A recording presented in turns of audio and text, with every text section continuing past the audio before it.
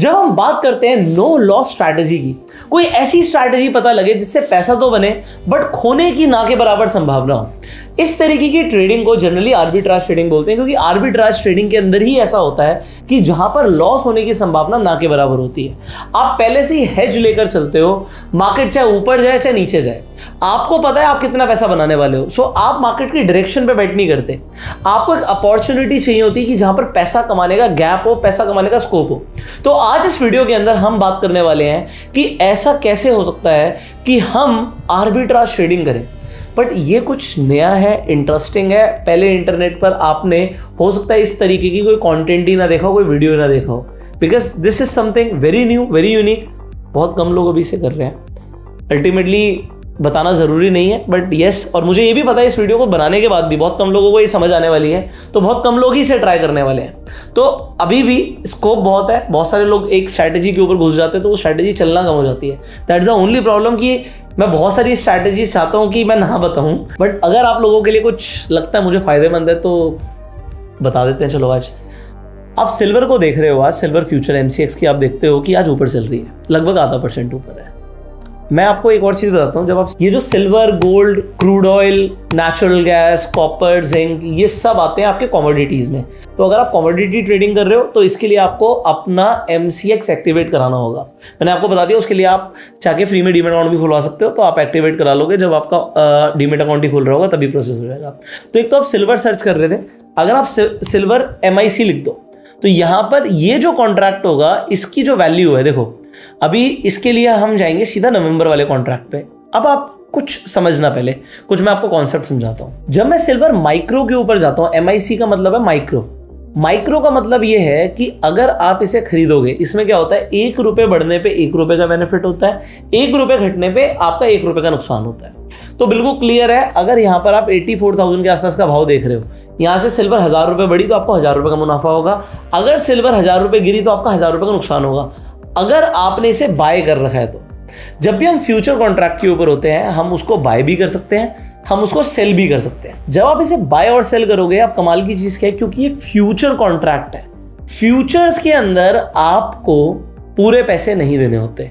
तो अगर आप 84,000 रुपीज का फ्यूचर खरीद रहे हो तो आपको 84,000 नहीं लगेंगे, आपको लगभग 10,700 प्लस टैक्सेस, तो 11,000 रुपये पकड़ लो, आपको 11,000 रुपये लगते हैं मात्र बाय करने के भी, सेल करने के भी। तो अगर आप बाय कर रहे हो तो भी आपको 11,000 रुपये लग रहे हैं, आप सेल कर रहे हो तो भी आपको 11,000 रुपये लग रहे हैं। तो एक तो हमारी पहली कॉस्टिंग हो गई, 11,000 हमारे लगेंगे। अब हम इसे करने के वाले हैं। हमारी आर्बिट्राज अपॉर्चुनिटी क्या थी, जो हमने भी डिस्कस किया था कि जो सिल्वर का ETF है वो लगभग 1.3% नीचे है और जो सिल्वर है वो हमारा लगभग आधा % ऊपर है। तो आप क्या करोगे, सबसे पहले तो आपको जाके सिल्वर ETF को बाय करना है। कितना?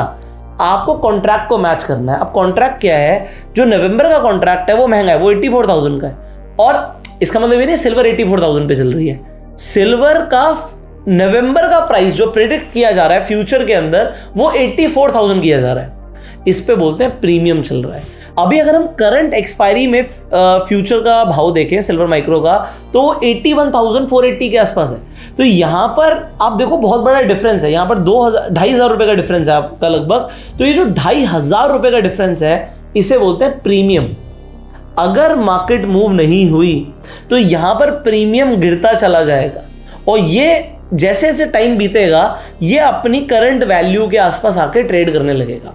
तो पहली बात तो आपको 2,500 रुपए कमाने की अपॉर्चुनिटी है। ये हुआ एक तरीका कमाने का, बट हमसे भी ये तरीका नहीं देख रहे।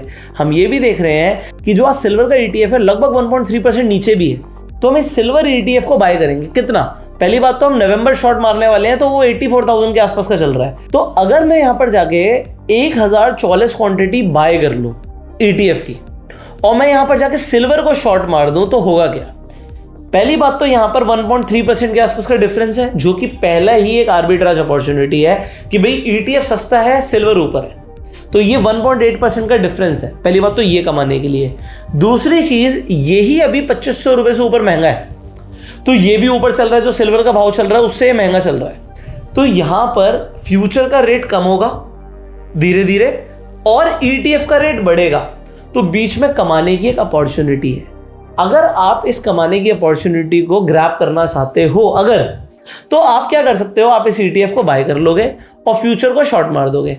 अब यहां पर आपका टोटल पैसे कितने लगेंगे भाई, 84,000 तो इसी के लग जाएंगे और 11,000 रुपए उसके लगेंगे। तो आप कहोगे यार ये तो मेरे 95,000 रुपीज लग गए। अब 95,000 रुपीज लगाकर मेरे पास कमाने के लिए क्या है? पहली बात तो इस 84,000 पे लगभग 1.8, 84,000 पूरा नहीं आएगा तो इंटू 1.5 ही कर लेते हैं, डिवाइड बाय 100। तो अगर आप 1.5% कैप्चर करते हो तो आपको 1260 रुपए तो एक मिलेंगे। 1260 रुपए की एक कमाई है और दूसरी कमाई आपकी क्या है, 1260 एक लॉट पर है। अगर आपके पास 10 लॉट का पैसा है तो आप 12,600 रुपए कमा सकते हो और ज़्यादा भी। और दूसरी चीज़, जैसे कि उसके ऊपर प्रीमियम है, अगर इस प्रोसेस को होने में थोड़ा सा टाइम लग सकता है, हो सकता है ये 3-4 दिन में हो जाए, ये हो सकता है 1 हफ्ते में हो जाए, और हो सकता है कि ये आर्बिट्राज का गैप बढ़ भी जाए। ये आर्बिट्राज के अंदर जब भी आप कोई नो लॉस की बात कर रहे हो, इसमें कोई बड़ा लॉस नहीं हो सकता। क्यों नहीं हो सकता बड़ा लॉस? अगर हमारी सिल्वर गिर गई तो मैं तो ETF खरीद रहा हूँ 84,000 के, अगर सिल्वर गिर गई तो फ्यूचर पैसे दे देगा। और अगर सिल्वर यहां से 10% ऊपर चली गई, 20% ऊपर चली गई तो ETF पैसा दे देगा। जितने का मैं शॉर्ट कर रहा हूं उतने की चांदी मैं एक्चुअल में खरीद रहा हूं। ये पूरी 1 किलो चांदी है, तो आपने 1 किलो चांदी को जाके शॉर्ट मारा और 1 किलो को बाय कर लिया।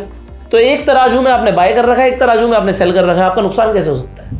आपका नुकसान नहीं हो सकता। इसके बीच में ही आपको कमाना है। बट बीच में क्या हो सकता है, अगर मार्केट में कोई बड़ा मूवमेंट आया, हम मान के चलते हैं कि अगर यहां से सिल्वर एकदम से बढ़ गई, सिल्वर बढ़ गई मान लो आपकी 10% ऊपर, तो जो ETF है वो हो सकता है एकदम से 10% ऊपर ना गए, बट जो आपका फ्यूचर है वो आपको पूरा नुकसान देगा। तो फ्यूचर में नुकसान आएगा। सिल्वर को हो सकता है वो पहले ETF 6% बढ़े, फिर 7% बढ़े, 8% बढ़े, डिमांड और सप्लाई भी तो है, बट वो आएगा उसी रेट पे। तो आपको थोड़ा सा वेट करना पड़ सकता है। ये इस स्ट्रैटेजी का एक लूप होल है कि भाई आपको लॉस दिख सकता है, वो नोशनल लॉस है, लॉस हुआ नहीं है। बट अब आपको यार ये तो बहुत कम पैसा कमाने के लिए मुझे तो ज़्यादा पैसा चाहिए, तो आप जाके मार्केट में स्पेकुलेशन कर सकते हो। आपको अगर ये नहीं समझ आ रहा, एक लॉट पे आपको 1200 रुपये नहीं समझ आ रहे, आप सोचो ना कि आपके पास पैसे कितने हैं, आप उससे क्या करने जा रहे हो। अगर आप 1 लाख रुपए से मार्केट में 1 लाख रुपए कमाने जा रहे हो तो मैं आपको जेन्युइनली बता रहा हूँ, जुआ खेलने जा रहे हो।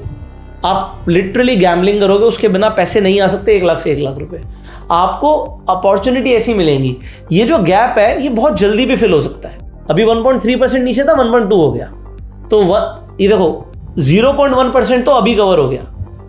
अभी हमने थोड़ी देर पहले ETF खरीदा भी था, अभी वही 40 रुपए के आसपास दे रहा, कोई प्रॉब्लम नहीं, हम इसे होल्ड कर रहे हैं, वो तो मैंने वैसे ही खरीद लिया। बट अगर मैं इसे ट्रेड मारूंगा तो ट्रेड मारने का तरीका यही है कि मुझे उतने का आपका ETF खरीदना पड़ेगा जितने का जाके मैं फ्यूचर शॉर्ट करने वाला हूँ। सो इस तरीके से ये तो एक सिल्वर के ऊपर हुआ। आप ऐसी अपॉर्चुनिटी गोल्ड के ऊपर भी आइडेंटिफाई कर सकते हो। कभी कभी गोल्ड के ETFs के अंदर भी अपॉर्चुनिटी मिलती है, तो आप ETF बाय करोगे, आप फ्यूचर को जाके शॉर्ट मारोगे। बट इसके अंदर एक और तरीका है ज़्यादा पैसे कमाने का, कम पैसे लगा के, क्योंकि यहाँ पे यार मेरे 84,000 लग रहे हैं। तो जो समझदार लोग हैं वो मुझे ये बताएंगे कमेंट करके कि ये 84,000 भी ना पूरे नहीं लगे, ये भी कम पैसे लगे और मेरा काम हो जाए, तो फिर आपकी परसेंटेज ऑफ रिटर्न बहुत ज़्यादा बढ़ सकती है। बस मैंने समझदार को इशारा दे दिया, इतना काफ़ी है ना।